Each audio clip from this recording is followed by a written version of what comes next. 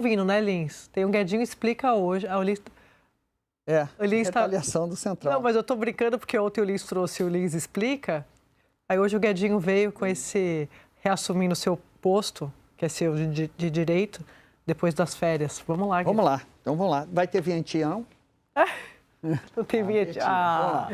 Eu amo isso. Eu queria esse bonequinho, Globo News. Faz um desse pra mim, pra eu botar lá para os meninos brincarem em casa com o Guedinho. Vou pegar a cabeça dele e ficar... Ai, o lenço é gente, legal, fofo. agora que eu vi, botaram o lenço do Ariel ali Então, assim... É muito fofo. Eduardo Bolsonaro na corda bamba. Na corda bamba. Como é que começa essa história? Essa história... Porque nós vamos mostrar aqui, ou seja, quem está empurrando para Eduardo Bolsonaro cair e quem está sustentando o Eduardo Bolsonaro. Sim. Então, a gente começa com o seguinte, o primeiro a sustentar o Eduardo Bolsonaro, e quem sustenta vai ficar aqui, ó, a mãozinha ali, ó, segurando Eduardo Bolsonaro é o pai, o Jair. Ou seja, o Eduardo Bolsonaro foge para os Estados Unidos, o pai Jair faz uma campanha, pega um dinheiro de uma campanha de Pix, e porque também é um influenciador político, né? A gente volta ao tema, e sustenta a fuga do Eduardo, ou seja, ele vai amparado pelo pai.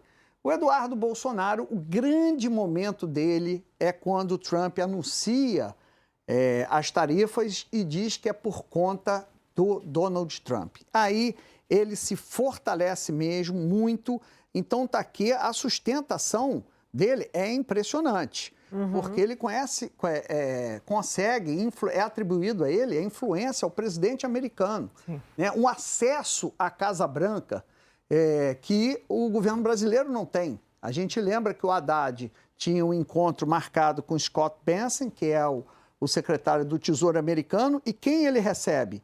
Ele recebe o Eduardo Bolsonaro. Então, essa trinca aqui, Jair Bolsonaro, Donald Trump e o Scott Bessent começam sendo o grande sustentáculo de Eduardo Bolsonaro. Mas política é como nuvem, vou usar esse clichê, tudo muda.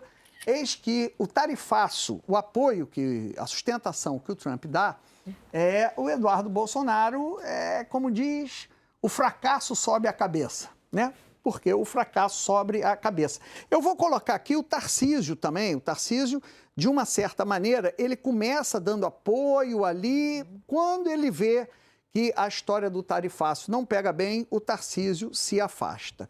E não é o único a fazer isso. Por exemplo, Silas Malafaia vaza um áudio dele em que ele critica duramente o Eduardo Bolsonaro. Então ele está aqui, ó, atrapalhando o Eduardo Bolsonaro para ele cair da corda bamba dele. O Silas Malafaia é o primeiro, quando aquele áudio é vazado.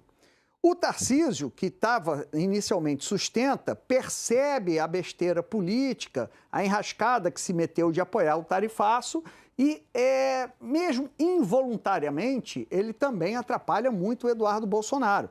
A gente falou agora do apoio do Centrão, etc, etc.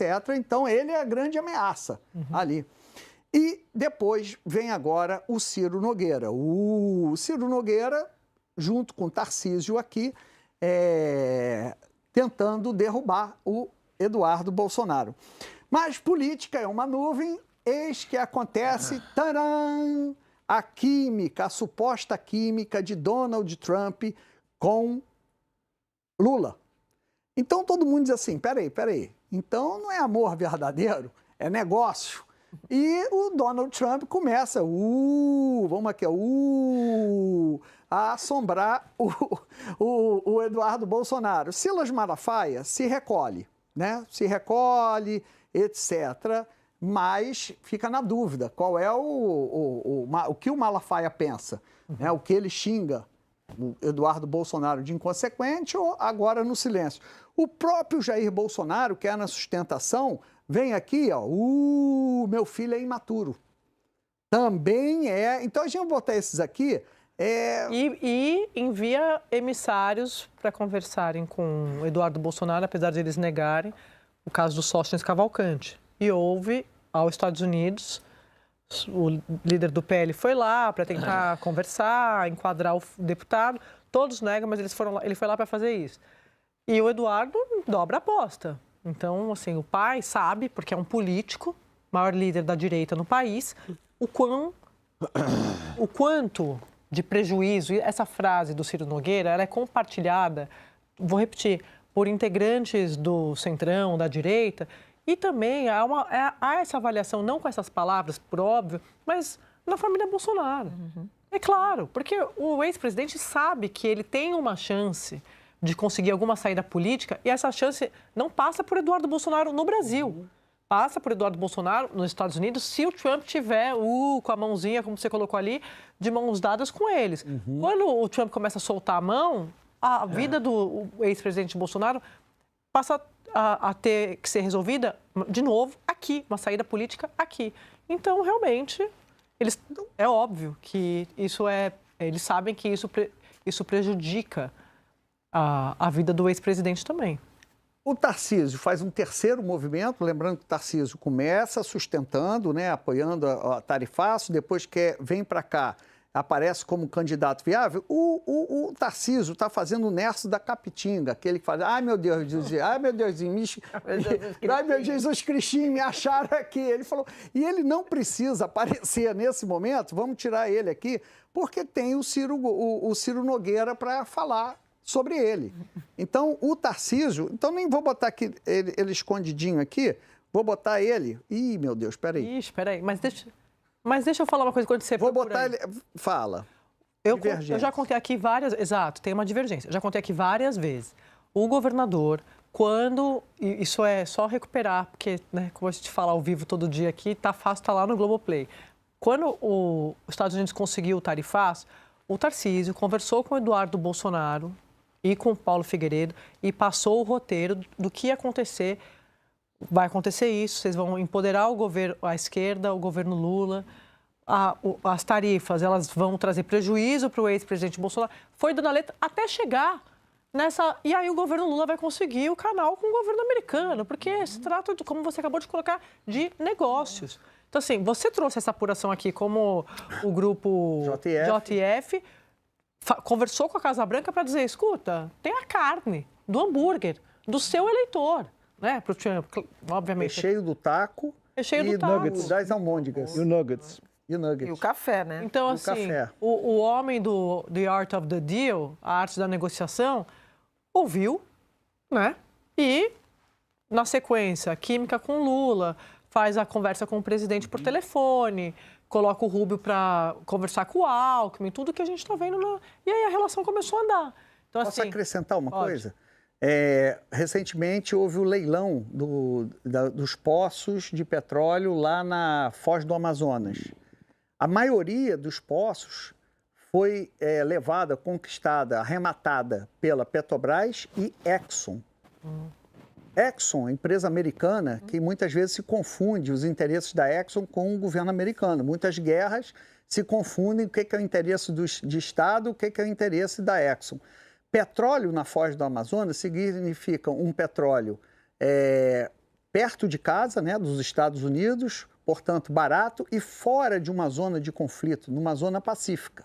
Só mandar o navio e pegar e voltar. Então, tem muitos interesses que vão até além da carne, petróleo, é tudo. Você tem toda a razão. Terras raras, né? Terras raras, agora que virou o grande trunfo. Só para fechar esse capítulo do governador de São Paulo, tanto isso é verdade que ele tentou conversar com o Gabriel Escobar, aquele representante de negócios da embaixada lá em Brasília, e aí veio o Eduardo Bolsonaro publicamente desautorizar o governador, porque ele sabia, por óbvio, qualquer político que está observando sabe o quão prejudicial isso ia ser para a direita. Isso. Então, assim, o Eduardo Bolsonaro, do começo, colocou como barreira ninguém mais poderia ter interlocução com a Casa Branca.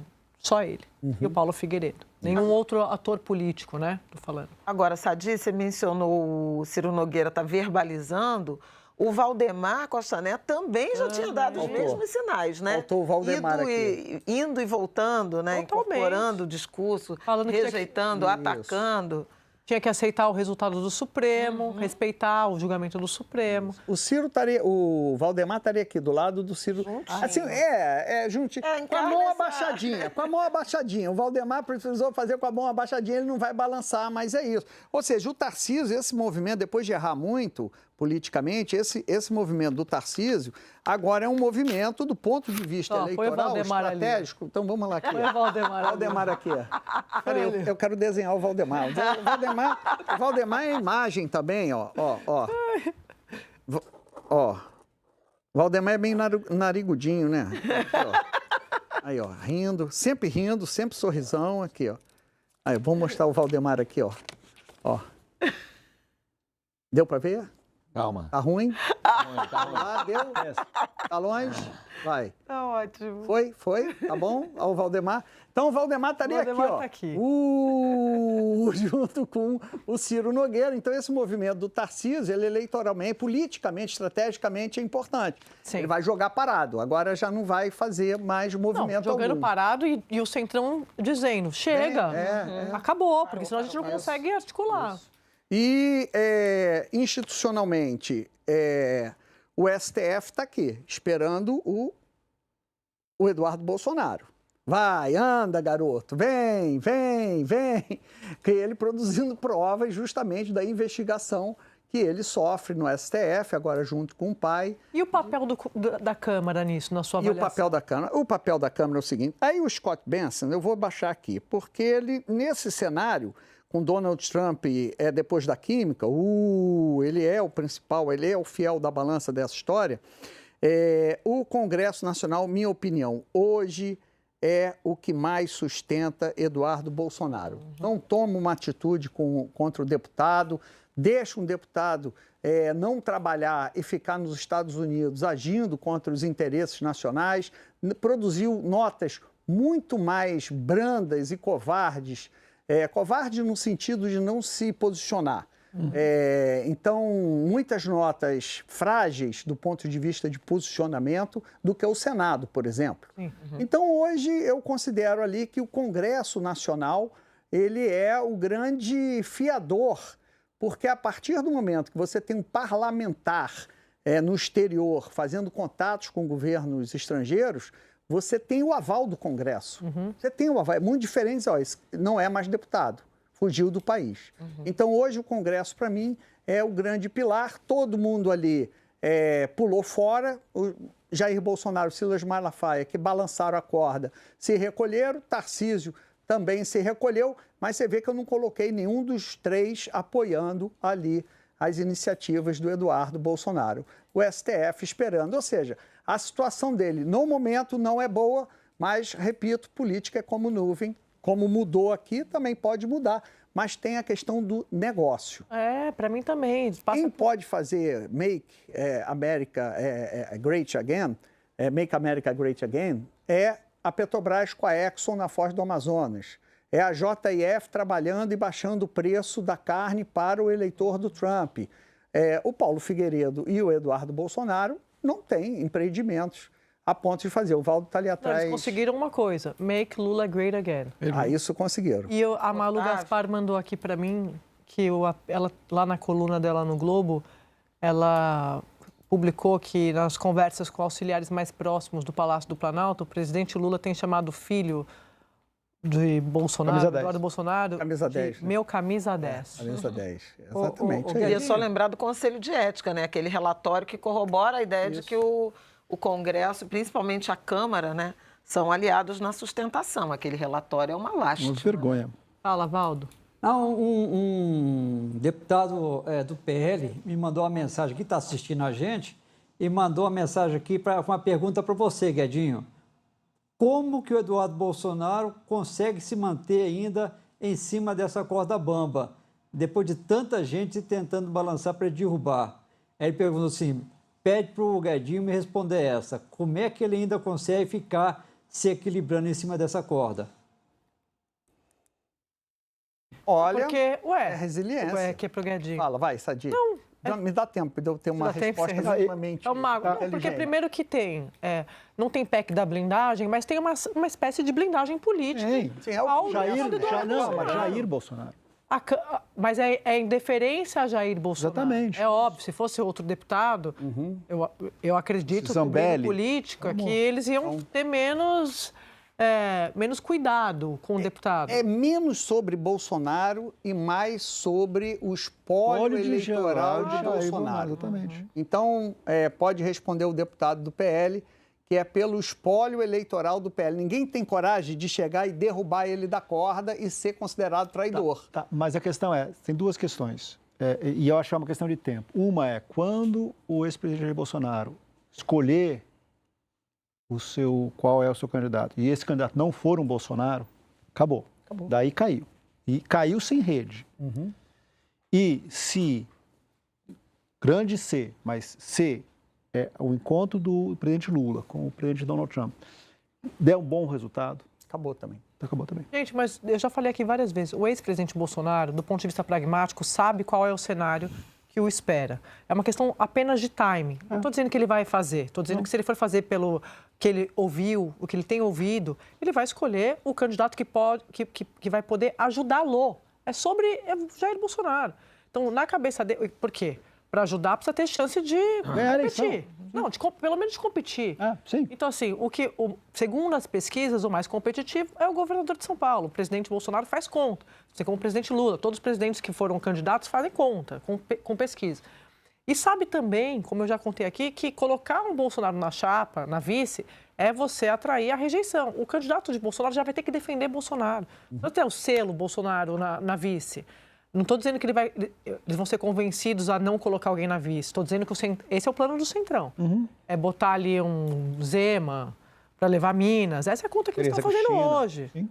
Não é alguém da família Bolsonaro. E o próprio presidente Bolsonaro sabe também que os filhos e a ex-primeira-dama, eles têm uma eleição garantida para o Congresso Nacional, que é uma preocupação de todos eles. O presidente Lula fala disso o tempo todo, Senado e Câmara, e o ex-presidente Bolsonaro sabe disso também. Então, é uma questão de matemática.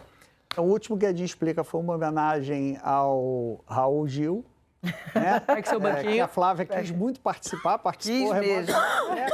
Que, aliás, a música eu cantei errado, né? Não, estou errado. Cantei errado a musiquinha, foi advertido. Então, hoje, em homenagem ao Balança, mas não cai. Ai, meu Deus. Eu vou voltar aqui agora a falar do Trump e do Milley.